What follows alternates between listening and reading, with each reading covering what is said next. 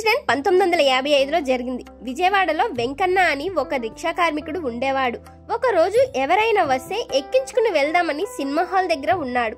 అక్కడ ఒక పెద్దావిడ ఎర్ర చీర పెద్ద బొట్టుతో వచ్చి రిక్షా ఎక్కింది.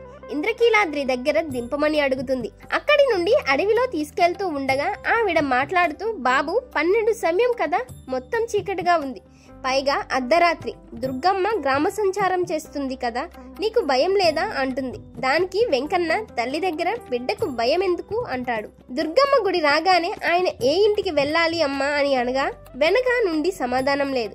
అదేంటి అని వెనకకి తిరిగి చూడగా రిక్షాలో అమ్మ లేదు. చుట్టూ చూడగా పక్కనే ఉన్న అమ్మవారి గుడి మెట్లు ఎక్కుతూ కనిపిస్తుంది. అదేంటమ్మా డబ్బులు ఇవ్వలేదు అని అనగా నీ తలపాగాలో పెట్టాను చూడు అంటుంది. అందులో చూడగా అమ్మవారి బంగారు గాజు 10 రూపాయలు ఉన్నాయి.